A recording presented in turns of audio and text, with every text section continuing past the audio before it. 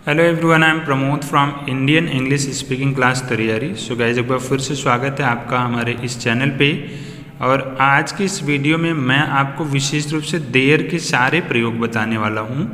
और ये आपको पता चल जाएगा इस वीडियो में कि देयर का प्रयोग कब होता है, कहाँ होता है और साथ में इसका किस किस रूप में प्रयोग होता है। तो ये सारी चीज़ें मैं आपको इसमें बताने वाला हूँ, क्योंकि यह चीज़ें आप जब प्रयोग करने जाते हैं इंग्लिश बोलने के दौरान या किसी ग्रामर में भी यूज़ करने जाते हैं तो आपको थोड़ा कन्फ्यूजन रहता है। तो उसी को क्लियर करने की कोशिश मैं इसमें करूँगा, जिससे आप अच्छे ढंग की इंग्लिश को इम्प्रूव कर सकें। राइट। तो सबसे पहले हम देखेंगे कि यहाँ पे ये बहुत सारे एग्जाम्पल हैं, है ना।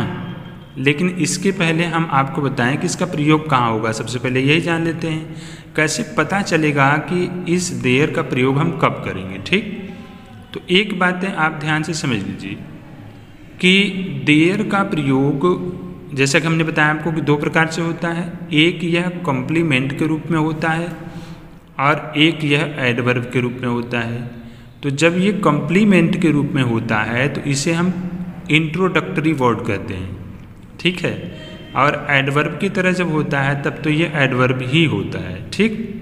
तो जब यह एक इंट्रोडक्टरी वर्ड की तरह काम करता है तो ये कब करता है, कैसे करता है, इसको आप यहाँ पे समझ लीजिए। एडवर्ब की तरह काम करता है तो वो भी आपको मैं आगे समझाऊंगा, ठीक।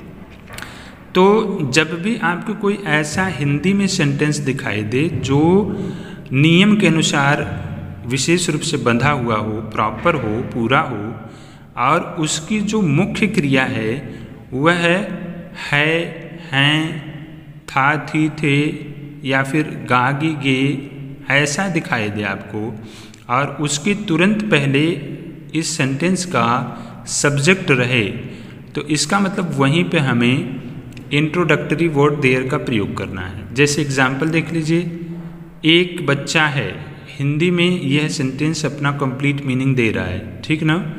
दूध है, हिंदी में यह अपना पूरा मीनिंग दे रहा है, राइट ना। और हम देख रहे हैं कि जो इसकी मुख्य क्रिया है, मेन वर्ब है हिंदी में, वो है आपका है ना। यहाँ पे भी है। मुख्य क्रिया का मतलब क्या? मुख्य क्रिया ऐसी क्रियाएं होती हैं जो आप पहले से भी शायद जानते होंगे, लेकिन यहाँ पे मैं बता दूँ, जिस शब्द से ऐसा प्रतीत हो रहा है कि इससे कोई कार्य हो रहा है तो उसे हम मेन वर्ब कहते हैं, मुख्य क्रिया कहते हैं।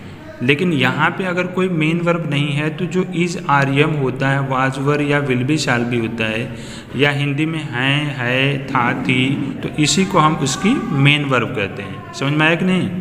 तो यहाँ पे यह मेन वर्ब है लास्ट में, और मेन वर्ब के बिल्कुल सटे हुए उसके एक अक्षर पहले, मतलब बिल्कुल सटा हुआ जो सब्जेक्ट है इस सेंटेंस का, वो भी यहाँ पे उपस्थित है। इसका मतलब यहाँ पे इन तरह के सेंटेंसों को ट्रांसलेट करने के लिए हमें देयर का प्रयोग करना पड़ेगा, ठीक है। अब यह कॉम्प्लीमेंट है, इसको हम कॉम्प्लीमेंट कब कहेंगे ये चीज़ें जान लीजिए। अब जैसे मान लीजिए यहाँ पे एक बच्चा है सेंटेंस लिखा हुआ है, तो हिंदी में तो इसकी जो मीनिंग है वो बराबर दिखाई दे रही है। अगर हम देयर का यूज़ अभी तक नहीं जानते हैं तो हम इसका इंग्लिश बनाएंगे अगर अपनी मर्जी से, तो हम कहेंगे एक बच्चा है कि अंग्रेजी बनाएंगे ए चाइल्ड इज, यही ना कहेंगे। दूसरा दूध है को आप क्या कहेंगे? The milk is, the milk is, right ना।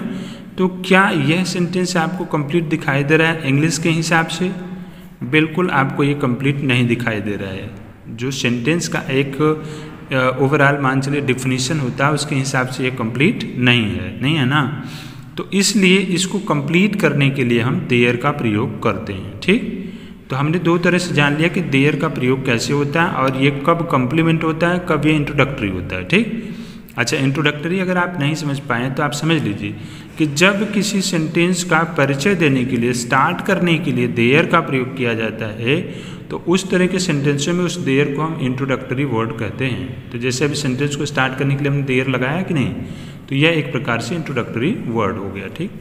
तो अब हमको ये पता चल गया कि हमें देयर का प्रयोग कहाँ करना है, ठीक है ना। तो अब आप इसमें एग्जाम्पल ले लीजिए सिंपली।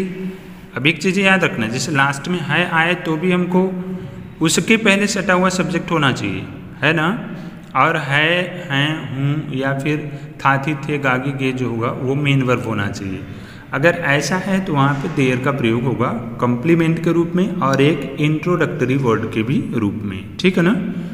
तो इस तरह से आप इन सेंटेंसों का ट्रांसलेशन अगर प्रॉपर आप देखेंगे, एक बच्चा है का तो इसका इंग्लिश प्रॉपर होगा देयर इज ए चाइल्ड। दूध है, देयर इज मिल्क। एक लड़का था, देयर वाज ए बॉय। एक हीरो होगा, there will be a hero, right. अब आइए हम आपको बताएं कि यह जो देयर होता है कब एक एडवर्ब का काम करता है, ठीक है। तो इसका मतलब ऐसे भी सेंटेंस जहाँ पे ऐसा कहा जा रहा है कि वहाँ एक गाय होगी, वहाँ 2 लड़कियाँ थीं, वहाँ एक कुत्ता है। तो अब यहाँ पे जो वहाँ आ रहा है ये एडवर्ब ऑफ प्लेस है, मतलब जिन शब्द से, जिस एडवर्ब से प्लेस का जिक्र किया जा रहा है उसे हम एडवर्ब ऑफ प्लेस कहते हैं। तो ये एडवर्ब ऑफ प्लेस है, ठीक है ना। तो यहाँ पे क्या हो रहा है, यहाँ पे सिंपली जो है देयर का प्रयोग करके जो है ये तो आपका इंट्रोडक्टरी का काम कर रहा है, लेकिन यहाँ जो लास्ट में देयर लगाया गया यह आपका एक एडवर्ब के रूप में काम कर रहा है, ठीक। तो ये दोनों जगहों पे आपका इसका प्रयोग हो गया है ना। अब आइए एक और लास्ट में हम आपको बताते हैं, विशेष थोड़ा सा है, थोड़ा डिफरेंस है इसमें। तो इसमें क्या है, जैसे अगर ऐसा सेंटेंस आपको मिले इसी तरह का तो उसको आप एक तरह के इस तरीके से तो आप कर ही सकते हैं, समझ रहे हैं ना, कि there is a pillow on the bed, मतलब बिस्तर पर एक तकिया है, टेबल पर प्लेट है। इसमें भी आप देखेंगे तो जो आपका मुख्य क्रिया है उसके तुरंत पहले सब्जेक्ट है, सब्जेक्ट तो यही होगा ना इस सेंटेंस का, है ना। तो इसका मतलब इसमें भी देयर का प्रयोग हम कर रहे हैं, ठीक। लेकिन इन तरह के वाक्यों का इंग्लिश में ट्रांसलेशन आप चाहें तो इस तरह से भी कर सकते हैं, कोई दिक्कत नहीं है। मतलब अगर देखा जाए तो यहाँ पे इंट्रोडक्टरी देयर का प्रयोग करके आप इन सेंटेंसों का ट्रांसलेशन कर सकते हैं। थोड़ा सा अनकॉमन तो है लेकिन ये रॉन्ग नहीं होगा, समझ रहे हैं ना। मतलब इन सेंटेंसों का आप चाहें तो इस तरह से भी ट्रांसलेट कर सकते हैं, कोई प्रॉब्लम नहीं है, ठीक। लेकिन अगर आप देयर का यूज करके इसका ट्रांसलेशन करते हैं तो यह आपके लिए ज़्यादा अच्छा होगा, ठीक है। तो गाइज यही सारे के सारे टोटल डिटेल जो हैं आपके देयर के प्रयोग में आते हैं, और इसके अलावा आप इस पे और ऐसे बहुत सारे तमाम एक्सरसाइज आप करें जिससे आपको यह पूरी तरह से रिटेन हो जाएगा, आपको याद हो जाएगा, आपको जीवन भर ये आपको कहीं पे भी भूलेगा नहीं, और आप एक अच्छे ढंग की इंग्लिश बोल सकते हैं। साथ में आप किसी भी कंपटीशन में जाते हैं तो वहाँ पे भी देयर का यूज आसानी से आप कर सकते हैं, ठीक है। गाइज अगर वीडियो आपको अच्छा लगा, इससे आपको सहयोग मिला है, तो वीडियो रोज़ देखने के लिए, आगे की वीडियो देखने के लिए आप हमारे इस चैनल पर अगर नए हैं तो चैनल को सब्सक्राइब ज़रूर करें, और साथ में इन वीडियो को जो है उन तक भी शेयर करें जिन्हें इन चीज़ों की ज़रूरत दिखाई दे रही है। और इसके अलावा यह तो स्पोकन के चैनल पे मैंने दिया हुआ है, आप चाहें तो ग्रामर का प्रॉपर नॉलेज लेने के लिए हमारे दूसरे चैनल पे भी आकर आप ग्रामर को प्रॉपर पढ़ सकते हैं। इसका नाम है इंडियन इंग्लिश ग्रामर तैयारी। इसका नाम भी मैंने जगह जगह वीडियो में दिखाया हुआ है, तो आप इस पर जा कर के ग्रामर की प्रॉपर पढ़ाई कर सकते हैं, ठीक है।